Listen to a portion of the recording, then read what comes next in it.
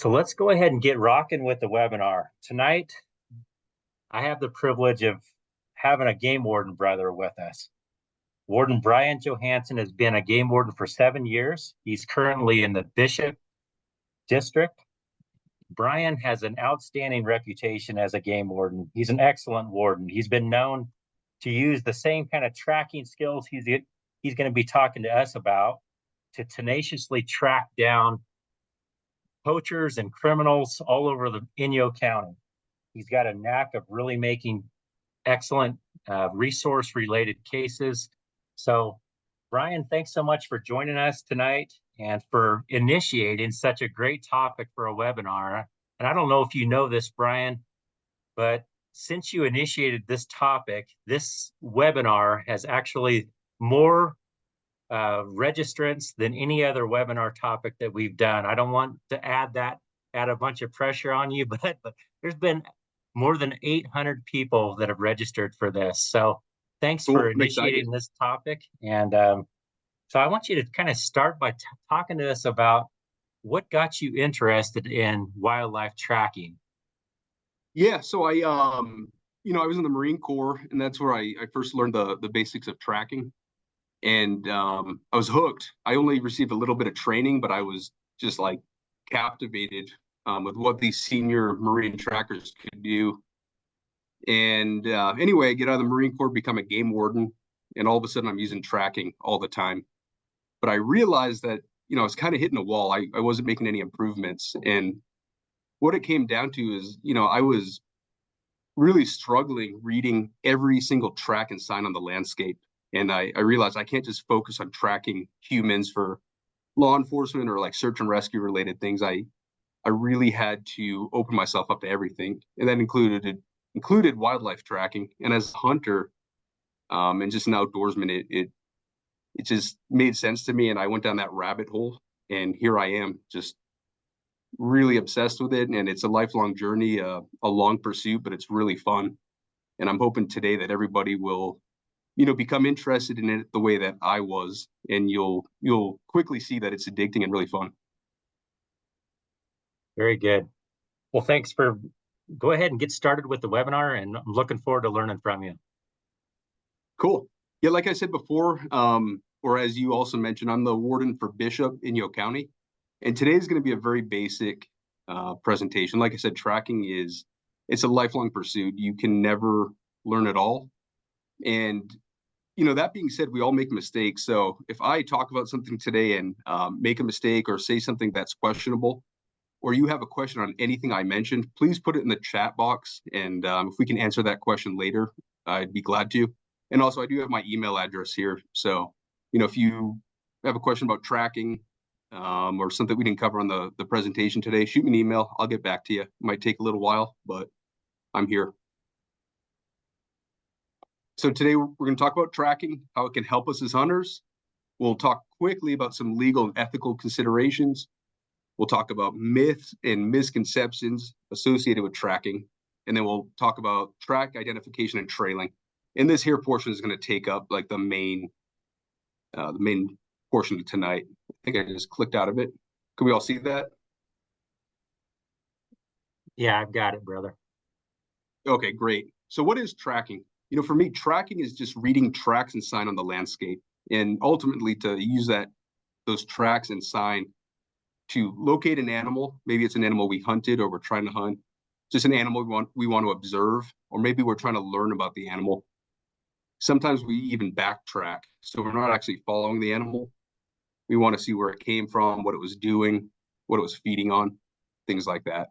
So a couple examples of sign. Right here, I have just a huge old bear scat about the size of my foot. And on the left here, I have some feeding sign from a jackrabbit.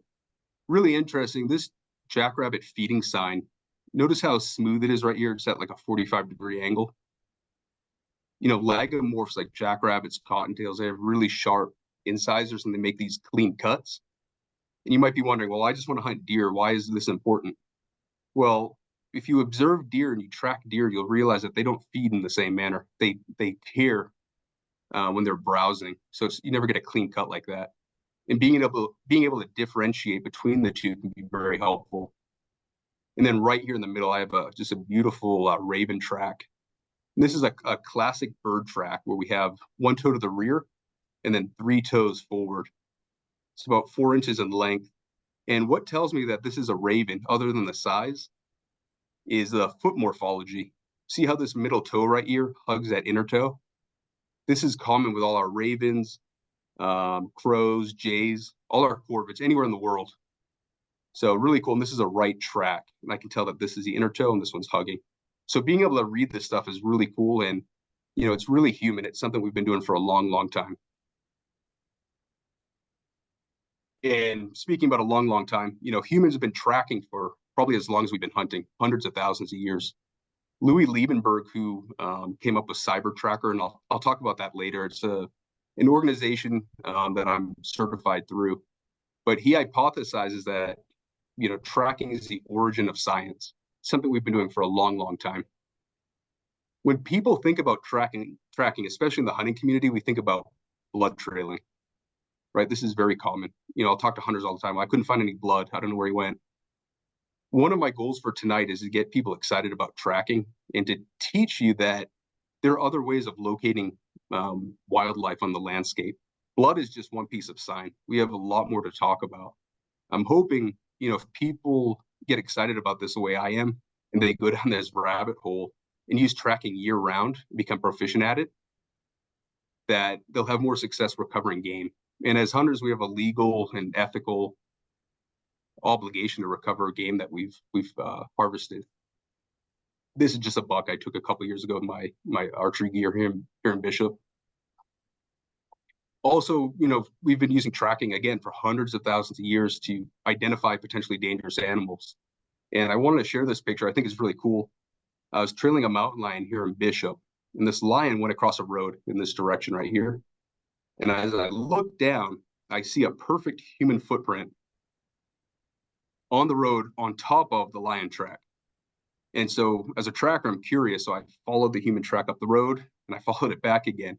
And at no time did the person look down and see that at one moment, he stepped or she stepped on top of a lion track, probably hours from one another based on everything else I could put together that day. And I thought that was real cool. I want to encourage people to spend more time looking at the ground. So what can tracking tell us? It'll tell us if game animals are present, what they're feeding on, where did they go, where do they bed, do they have any escape routes, like for a mule deer? How do they use thermals? There's a lot of things that we can learn from just glassing animals. A lot of people like to sit behind binoculars for hours and watch deer, and I do too, but I'm like super hyper. I'm always caffeinated. I can't sit still. I like to be following stuff and moving around on the landscape. And you can learn the same things through tracking as you can by sitting behind binoculars for 8 hours. I do want to point out, it can be really difficult to track an animal directly to its bed, like almost impossible, especially with archery gear. So a lot of times when I'm using tracking for hunting, I'm not necessarily following that animal to its bed. A lot of times I just want to figure out, where did it go? In what area should I focus my attention? And if a lot of hunters look at the ground, you will be blown away with what you learn. I've seen many, many, many times people hunting in areas where there's just no sign at all. And just looking for, a deer sign or a deer track or a bear track can really save you a lot of time and put you in the right area. Once again, tracking is something we've been doing for hundreds of thousands of years. It's in our DNA. And I'm hoping hunters will, I'm just going to keep talking about this all night. I hope they spend more time looking at the ground. It can really help you out. Real quick, some legal considerations. From our California Code of Regulations, Title 14, we have this law on wildlife harassment, and it's defined as an intentional act which disrupts an animal's normal behavior patterns, which includes, but is not limited to, breeding, feeding, or sheltering. So if we're trailing a deer, let's say it's the winter time, and the deer's on its winter range, and you bump that deer once, and then twice, and then 3 times, you're really walking a fine line between practicing your tracking skills and actually harassing these animals. So you have to be really careful. During the wintertime, these deer are oftentimes consuming less calories than they burn. So they're at a calorie deficit. A few things I recommend. Number one, carry binoculars with you. You don't have to get really, really close. A lot of times you can get a few hundred yards away and the deer will tolerate you and you can watch them just fine. Practice being stealthy. There's no need to be super loud and crash through everything in the woods. Be really quiet. This is where you get to practice hunting year round and try to be as least intrusive as you can to the wildlife around you. Also consider backtracking. So I mentioned that before. You know, if you come across a lion kill, for example, it might be better to backtrack and see where the lion came from, maybe where it's bedding, find a latrine or scat or a scrape. Of course, you can keep following it, but, you know, it's not always a good idea. And then also make sure you're on public land or have permission to be on private land. If you don't have onX or something similar, you really should. If you're hunting in California, really anywhere in the US, I mean, it's kind of like a necessity nowadays. I'm going to talk really quickly about this idea called search images or pattern recognition. You know, humans are really, really, really good at recognizing patterns. You know, this here logo, I put this on the screen. I don't have to say what it is. Everybody looks at it and everybody knows what it is, right? For me, it's a vehicle that breaks down a lot. That's what I see when I look at that. Or how about this logo right here, right? The Starbucks logo. It's not even the whole logo, just a portion of it. But through pattern recognition, you can see that. You look at the colors and the shape, and you instantly recognize what this is. Tracking is no different, okay? And hunting is no different. I'll explain that in a moment. I also want to talk really quick about this idea of, I have a Toyota Tacoma here. Has anybody ever like wanted to buy a new vehicle, right? And you say, oh, I want to buy a Tacoma. And all of a sudden you start to see Toyota Tacomas everywhere. There aren't more Tacomas on the road. You're just looking for them now. After today's class, after today's webinar, if you make an effort to look for certain search images and tracks and sign that I'm going to show you, you're going to start to see them all the time, all around you. So again, going back to this idea of a search image, you know, as a shed hunter, I actually found the shed while tracking deer this winter. This outline of this antler just sticks out to me. And when you train your eye to see that over and over and over again, you become better at picking up on it. A lot of times you'll talk to hunters who are really good at finding deer, and what they're seeing, they're not looking for an entire deer like this buck right here. They're looking for parts of a deer, right? So like the antler, or maybe a straight edge on the back of a deer, or the white rump of a mule deer, right? And when you practice looking at these search images, you start to recognize them over and over and over again, and it becomes easier. You're developing a game eye, right, as some people call it. And like I said, tracking is no different. So we need to develop these search images. A couple examples right here. On the far left, right, we have an impression. We can't really make it out, but we do have 1, 2, 3 claw marks. And these claw marks are really far away from the main pad and the toes on this track here, and they're together. And what I can tell you is that a striped skunk, you know, they have fused toes where toes 2, 3, and 4 are basically a singular unit. And these claw marks on the front, they're really long for digging and whatnot. They're going to regularly show up in this arrangement here. So that's a new search image for everybody. If you see that and you go out tracking tomorrow, you should pick up on that, right? Same thing with the mountain lion track. We have this trilobing on the rear of the track. We have a leading toe. It's a new search image for you. And then right here as well, this is the front left track of either a cottontail or jackrabbit. In the front tracks, they'll show this inverted J hook, right? And once you recognize this and you see it, every time you go out tracking, you'll see that and recognize it. You're developing these search images, something to reference in your brain when you go out looking for stuff. You have something to compare it to. And, you know, another thing too, I have a mountain lion track right here. We don't just look at the track and say, yeah, it's a lion track. We really have to scrutinize everything. So when we're looking at tracks, I encourage you to look at how many toes the animal has, what shape they are. Are they long? Are they round? Like a lion, they're teardrop shaped.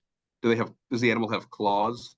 Is the pad really large? Is the track symmetrical or asymmetrical? How big is the track? Right? And I really like this quote from Sherlock Holmes. You see, but you do not observe. That was Sherlock talking to Watson.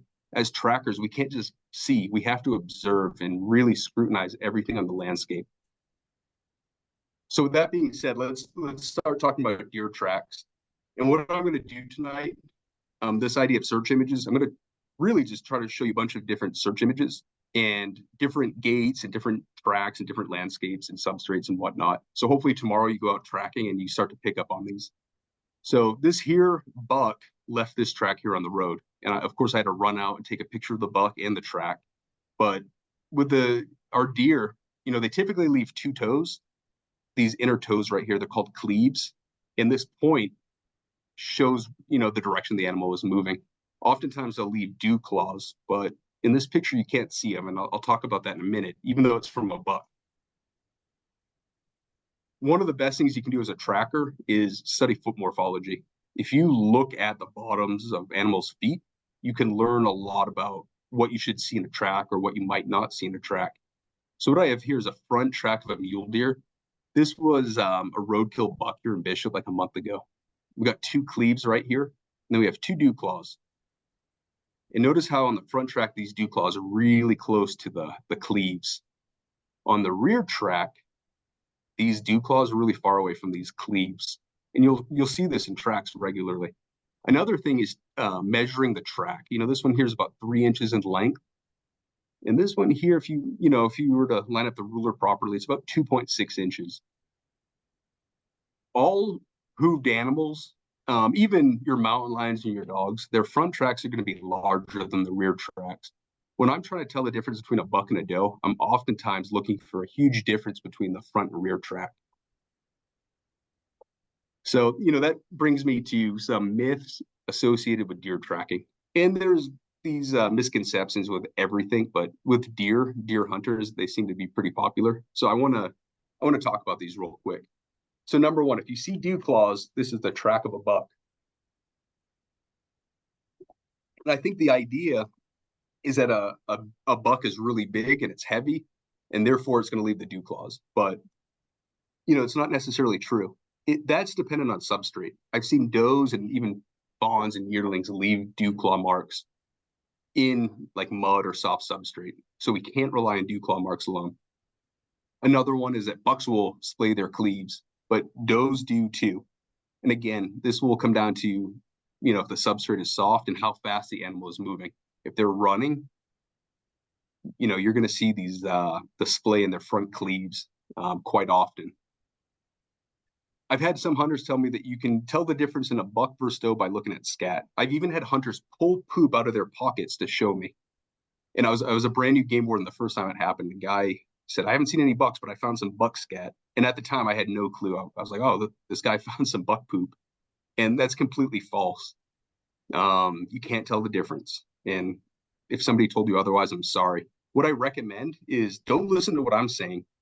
Take what I'm saying, but go out in the field and apply this. Look at animals in the field, look at a buck and a doe, watch them drop scat and run out there and look. I've done that before and you can't tell the difference, but don't go on my word. You need to go out in the field and get what we call dirt time, get some practice on your own. And then finally, I've heard that does have wider hips and this will show in their tracks. I don't think this is very practical, and I don't know how true it is. This is something I haven't really tested, so I don't want to talk too much about it.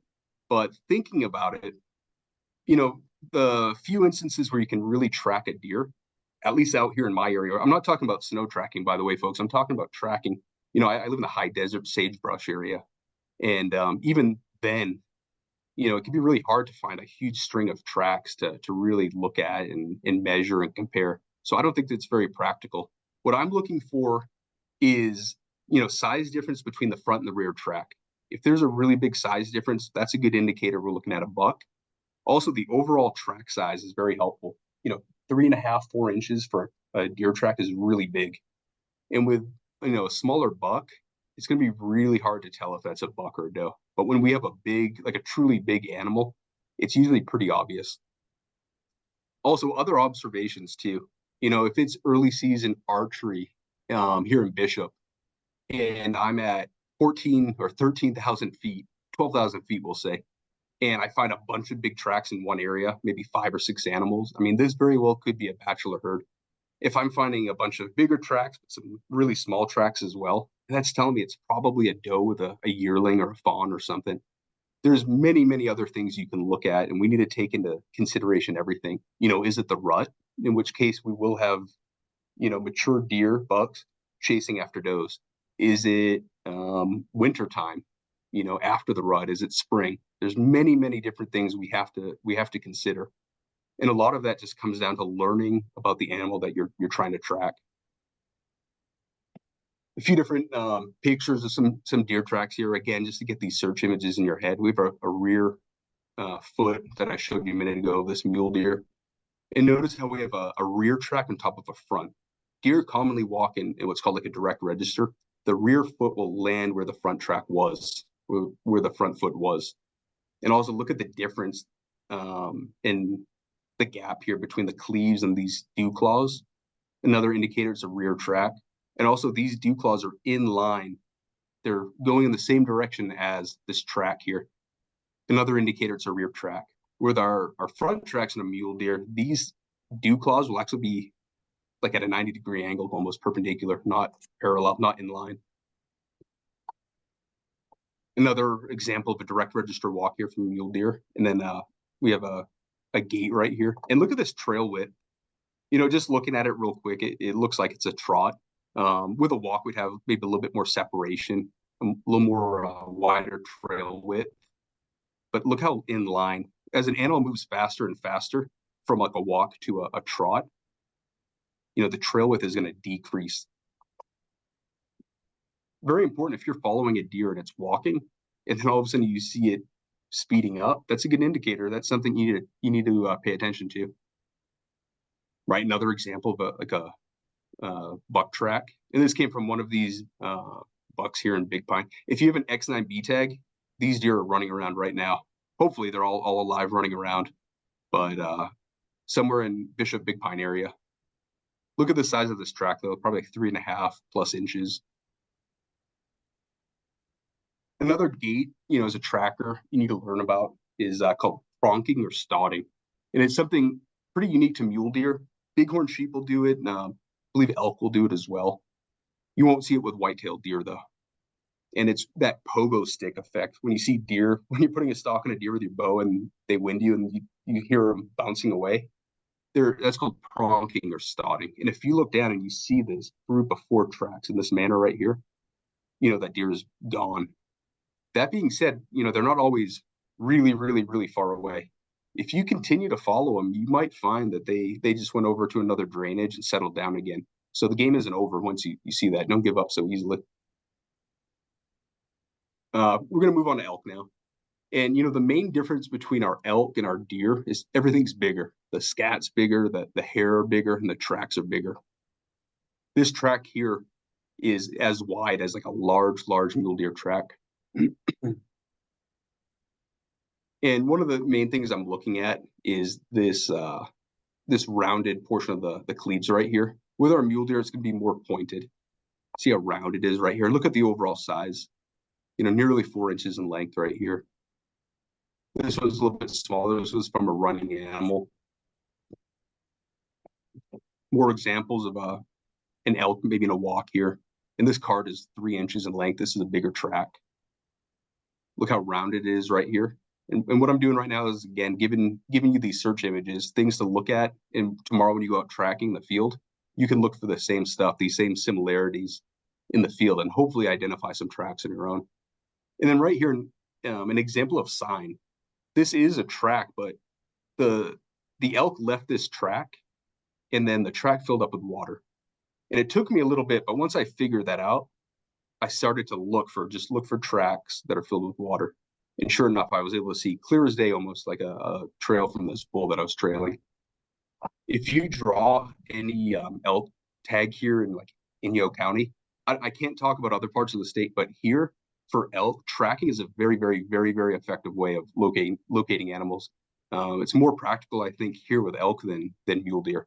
Just my opinion. If you draw one of those tags, I really recommend you practice this. This is actually a trail camera picture from one of those tracks, or a bull that left one of the tracks I just showed. He's got some barbed wire in his antlers here. A couple more bull elk right here. This is a little bit further south. And again, look at this track. real big, rounded up front right here. This area is just tons of lava rock. And for a hunter to come here and glass this entire area, it could be incredibly difficult. But if you're able to cut tracks that go off in one direction, imagine how much time you could save just really focusing your first efforts, like right up in here, as an example, instead of this whole area which spans many miles, by the way.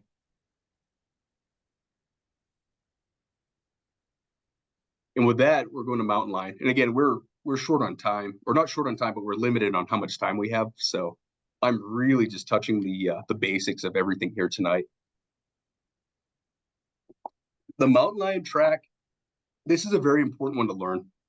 And, you know, all the tracks that are confused, mountain lions and domestic dogs, by far the most commonly confused tracks. All the time, our department receives reports of a mountain lion sighting, and we'll get a dog track. So I want to show you how to tell the difference between the two. One of the first things I'm looking for with the mountain lion, I'm looking for this large heel pad in relation to the toes.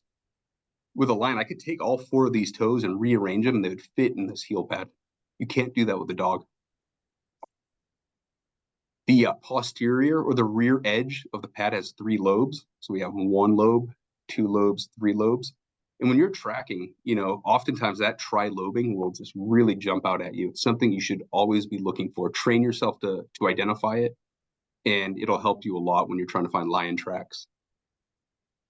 Also, with the mountain lion, we have a leading toe, and this indicates left or right. With a dog track, we have a very symmetrical track. We don't have a leading toe. What I want everyone to do right now, hold up your 2 hands and tuck your thumb away, and then just look at your hands like that. And you'll notice your middle finger, which is your second from the inside on each hand, is the longest finger. And that lines up with the mountain lion. So the mountain lion is going to show the same thing. Really it's called toe 3, but the second visible toe right here, this is toe 3, because toe 1, it doesn't show in the track. But this toe 3 is leading, and that tells me that this is a right track from a mountain lion. And then we have that C-shaped negative space separating the toes from the pad. And see if I can draw it real quick. Yeah, we have the C-shaped negative space right here. With a mountain lion track, typically we cannot draw an X through the track, right? We would hit this pad right here. Notice how it hits the pad. And this line we would draw is between these toes right here and these toes, the outer toes. We would draw this X and it hits the pad here. And then a lack of claws. And again, sometimes lions and bobcats will throw claws, especially like a softer substrate. And sometimes dogs don't show claws at all. But a lack of claws is just extra proof for me that this is a mountain lion track. Real quick, for differentiating between a male and a female or a tom, we're looking at that rear pad. It's called the metatarsal pad. And if you measure it, it'll be 50 millimeters or greater. Or I just prefer to say 2 inches. If it's 2 inches or wider on that rear pad, we're looking at typically at a male. Another way of telling the difference is looking at the stride length. You know, males tend to be about 40 inches or more, and you want to measure the same track on the same side of the body. So like rear track to rear track can be a pretty good way of measuring that. This is a tom track right here, though. A couple more examples. Again, it's not very clear, but we have that leading toe. We have a C-shaped negative space right here. We have a really large heel pad in relation to the toes. And I kind of drew over it, but some evidence of that trilobing. A couple more lion tracks. And again, look at this trilobing here. This is a search image right here. When you train yourself to see that, you're going to see it all the time. It doesn't always show up in tracks, but when it does, you'll really catch onto it. Another set of lion tracks. And again, we have this leading toe right here, large heel pad. And these toes are teardrop shaped, right? With a domestic dog, these outer toes, this toe and this toe, tend to almost be like a triangular shape. They're different shapes, all the toes are. Or I should say the outer from the inner. A couple more examples, just more search images. This here is during deer season last year, archery season. And no, I didn't see any deer in this area, and I wonder why. It may have been this lion that was hanging around here. This is an example here of an overstep walk from a mountain lion. Unlike a deer that typically direct register walks, the lion will put its front foot down, and then it will pick it up, and the rear foot will come ahead of where that front track was and land ahead of it. So I believe this is a front and a rear track right here. And again, more trilobing right here. If you spend any time trailing a mountain lion, you'll almost definitely come across a scrape. These are really cool. These are formed by the two rear feet of the mountain lion. They almost do like a moonwalk, and I would get up and demonstrate, but I'm not going to. But you can tell which way the lion was facing. The lion was facing in this direction, and it used its rear feet to scrape, and it scraped all that material, this debris right here.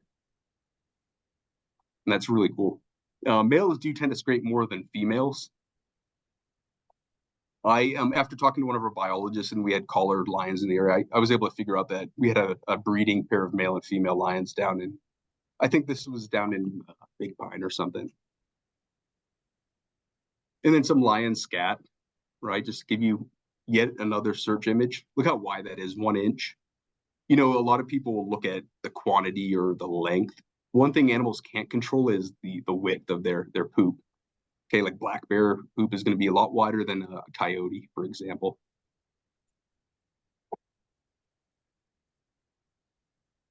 Okay, moving on, domestic dog. And I know everybody here has probably seen 1,000 domestic dog tracks, but I want to reemphasize the fact that we are really scrutinizing every track we look at. If you can learn to pick up the finer details of these tracks, it's going to really help you out later on. So unlike the lion, we have this small heel pad in relation to the toes. These toes, maybe 1 or 2 of them would fit in here max, maybe.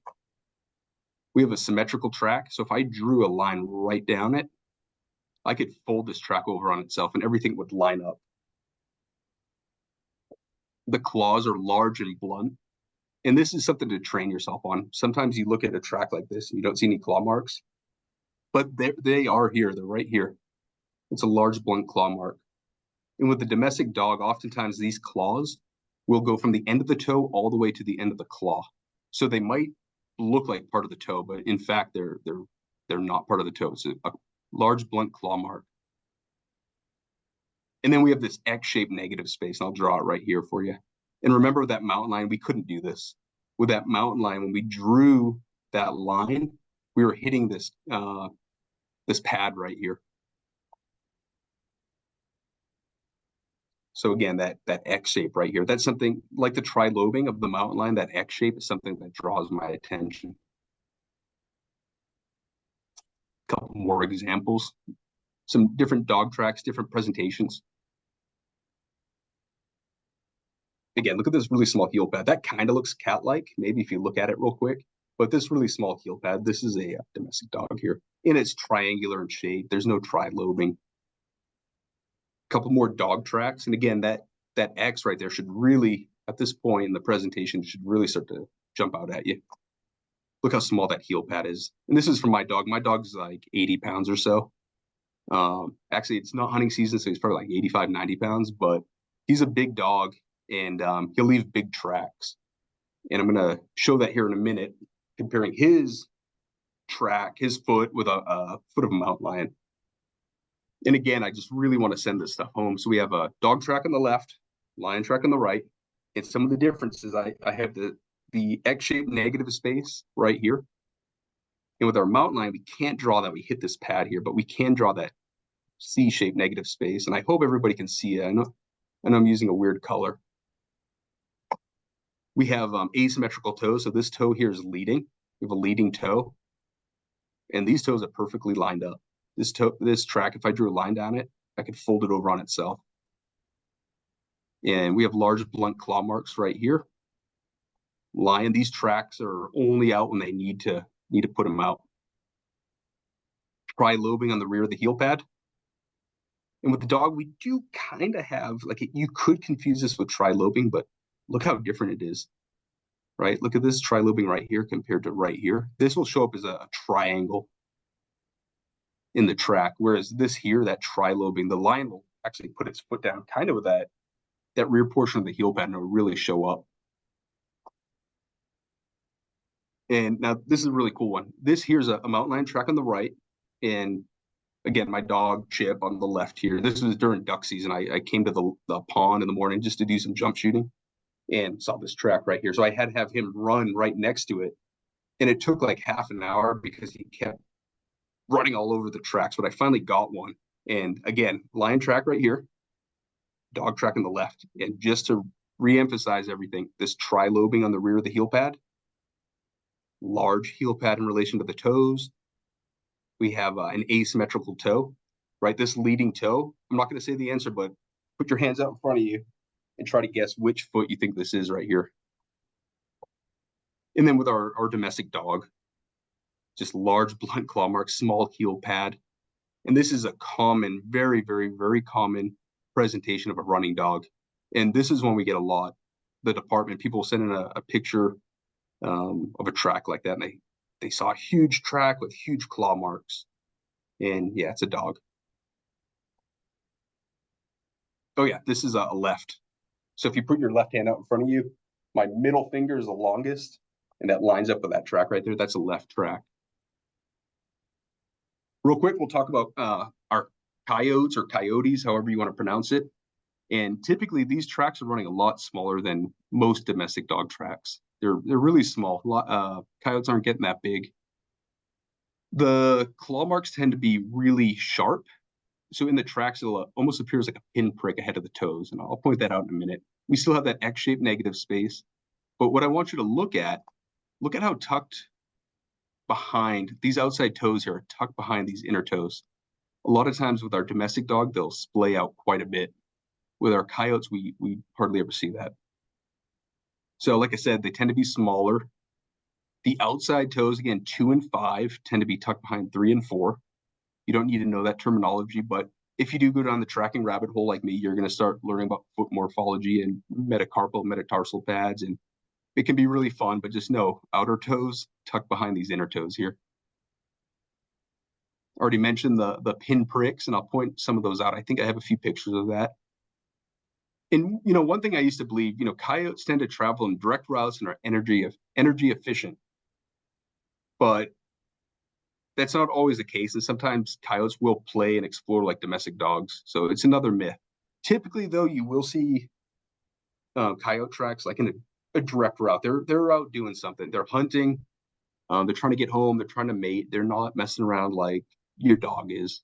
But that's not always true. So you have to take in all the evidence. Hey, Brian, there's been a couple questions that come in on the chat about the difference between wolf track and coyote track. And are there, other than size, are there differences? Yes, and I knew that question was going to come in. Here's the deal. I've never seen a wolf track in person, so I don't want to talk about them too much, only because I'm not an expert in that field. I do recommend people grab a field guide and like study this yourself. Wolf tracks are going to be a lot bigger. There is absolutely no confusing a mature wolf with a coyote. That being said, confusing a coyote with a wolf,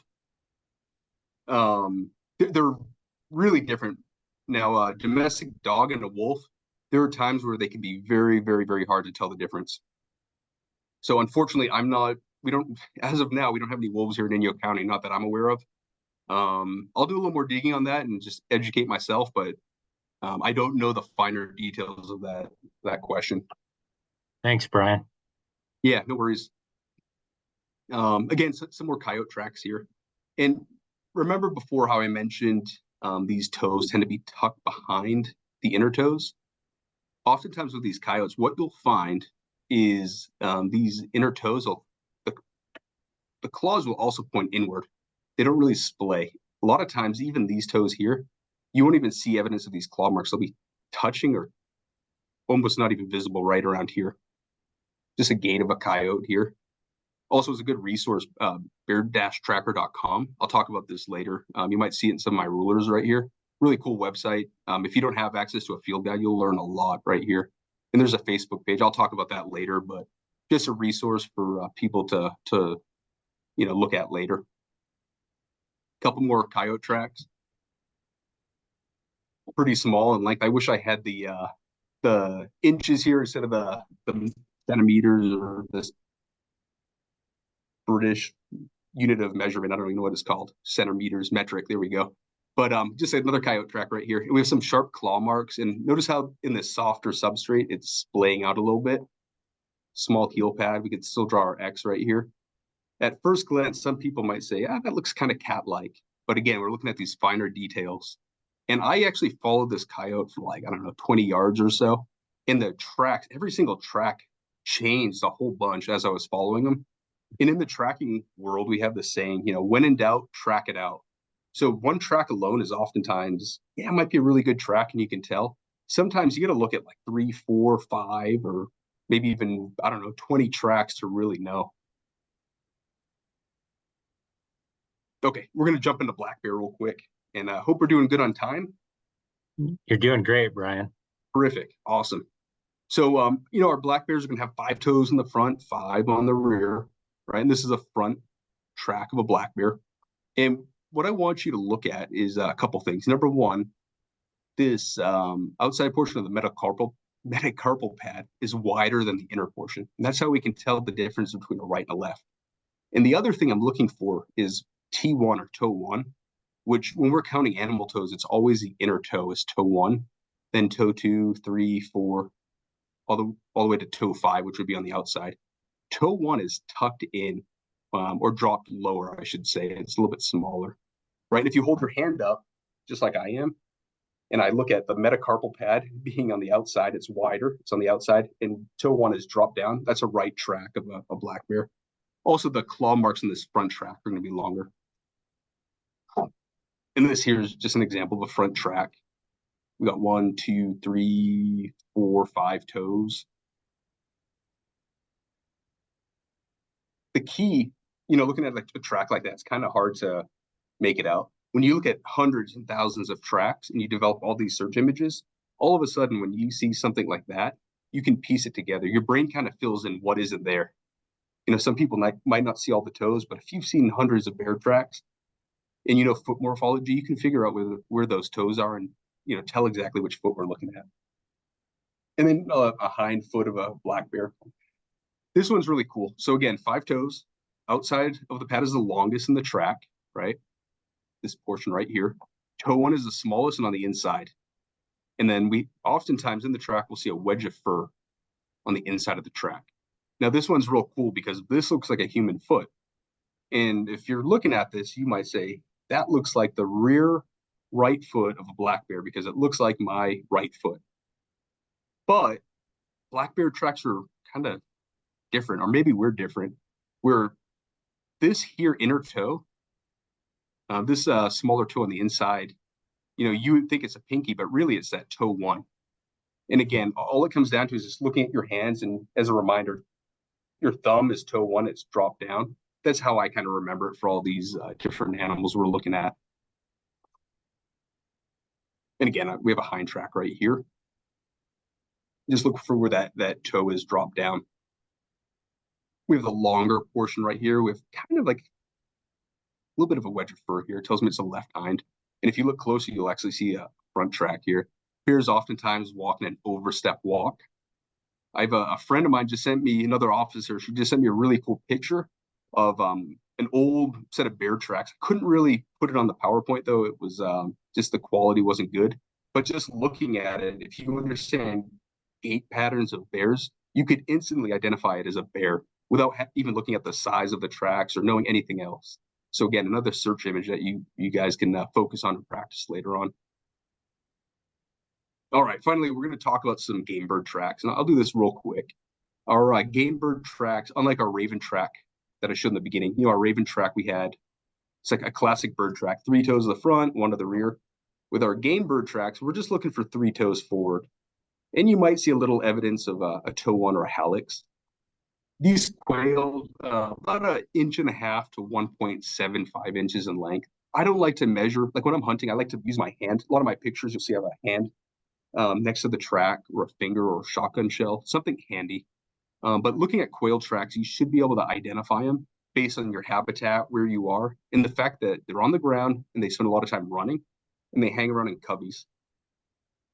Now, you might be maybe hunting in an area where quail and chukar overlap.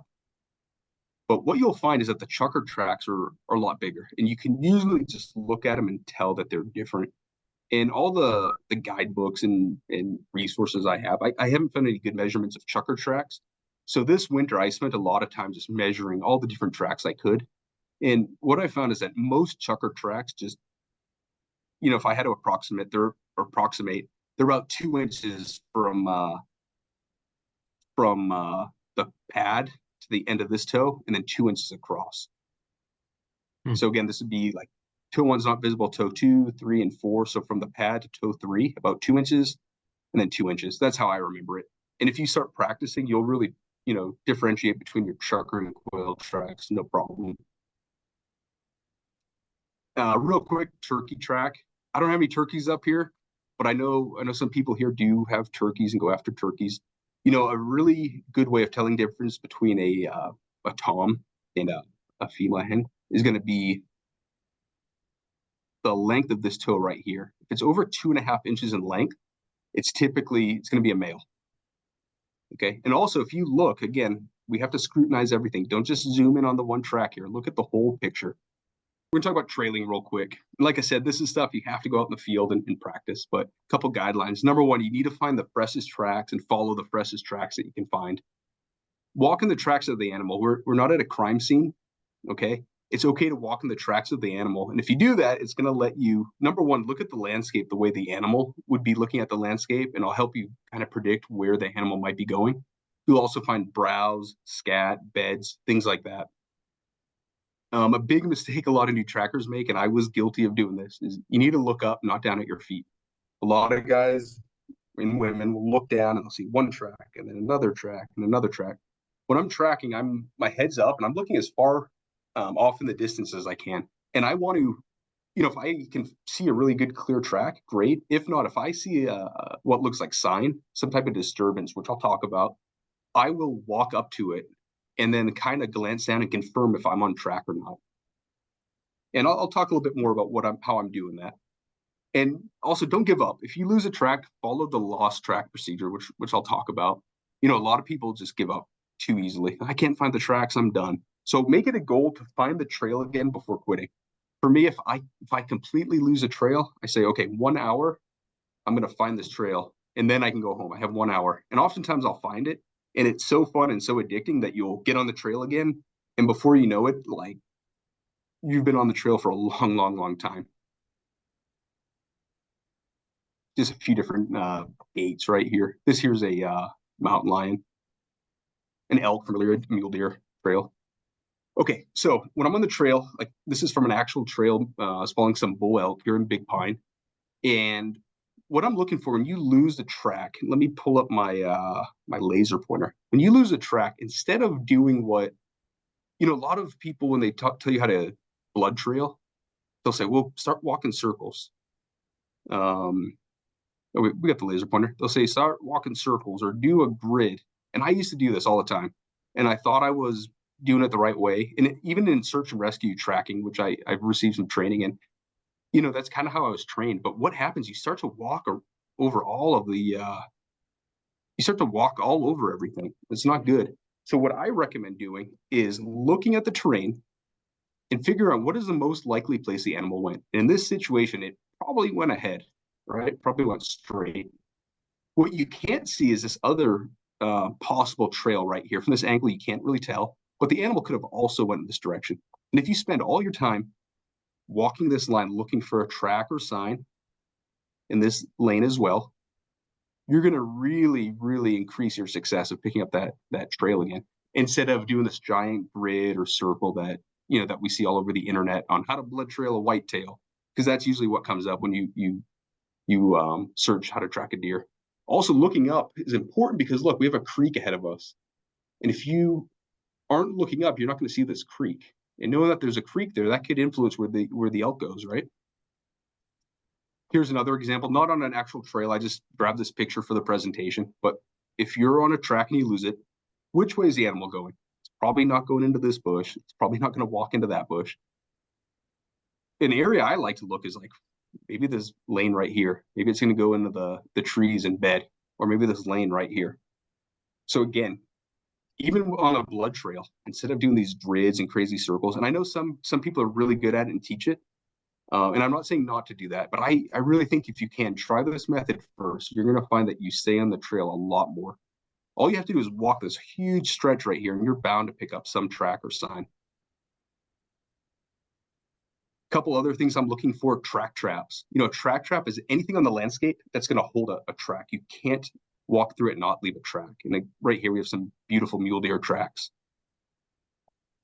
I'm also looking for, as I mentioned before, any type of sign. And if you draw an elk tag here, man, if you go near an alfalfa field where you're allowed to and cut some tracks along the fence line, you'll find some hair or two from these elk, and you can get on a really good smoking hot elk trail and find some elk.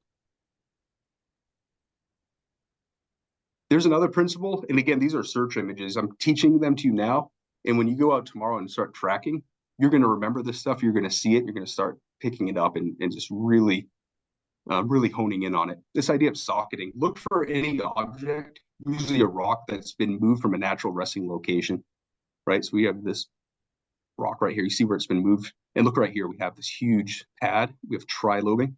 We have a leading toe. This is a mountain lion track right here.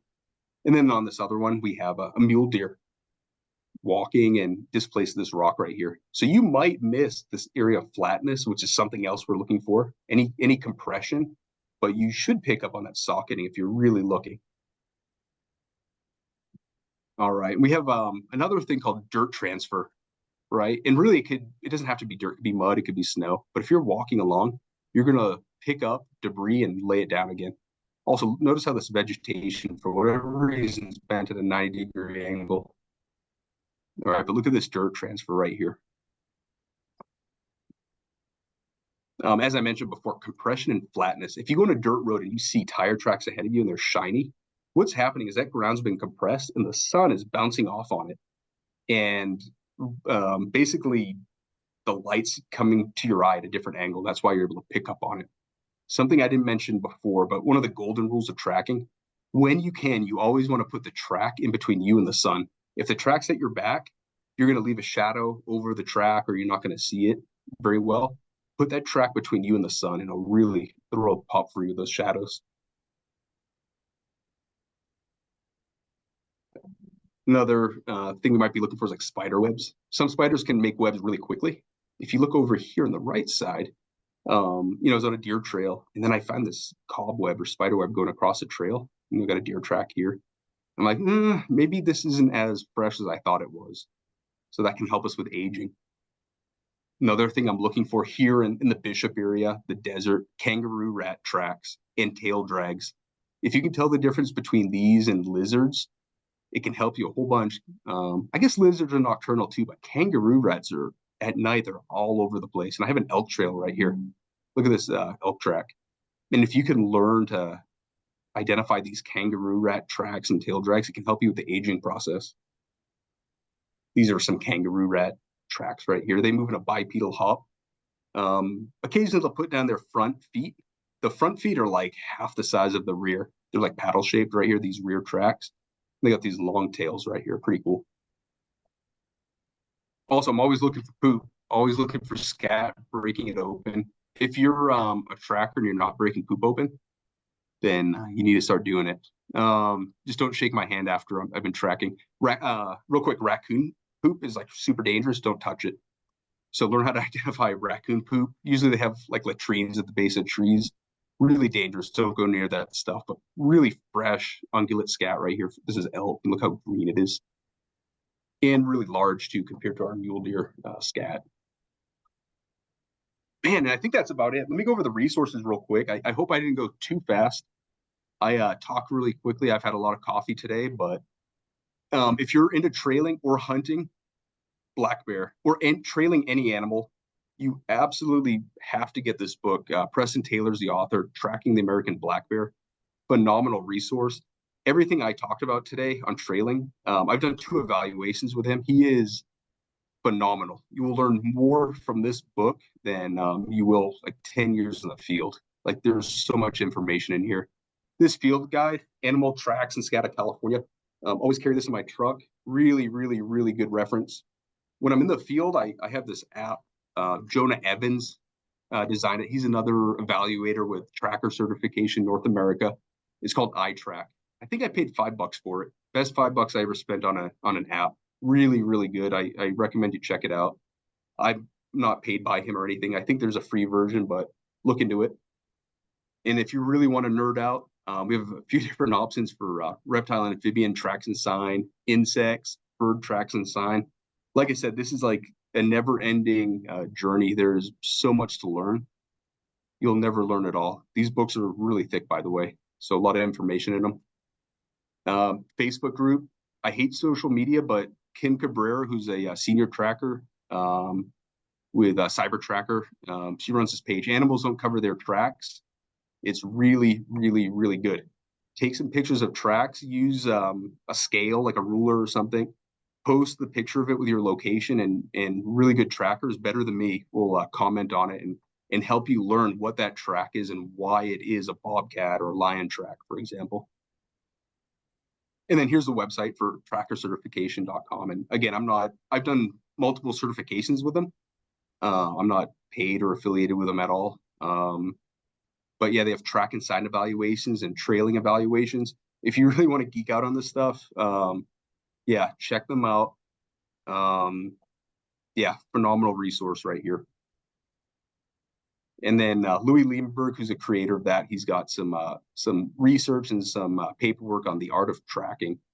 He hypothesizes that it's the origin of science. If you're a nerd like me and you want to do some reading before you go to bed, this PDF, it's free. It's really cool. But it talks in great detail about how our ancestors, who originated from Africa, spent hundreds of thousands of years tracking as they hunted. And I think it's in all of our DNA. It's something, it's, you know, as human as hunting is, tracking is, we're really good at pattern recognition and tracking. And I think if you dive into this stuff, this rabbit hole, you'll be very happy, very pleased. And I think that's all I have for today. Hopefully I covered it all. And Brian, you did an been here for hours talking about this stuff. Yeah, outstanding job. Really good job. And yeah, there's a posting in the chat, and I couldn't agree more with it. It says this is fun. This is like forensics, and I love it, man. You're getting us fired up about it.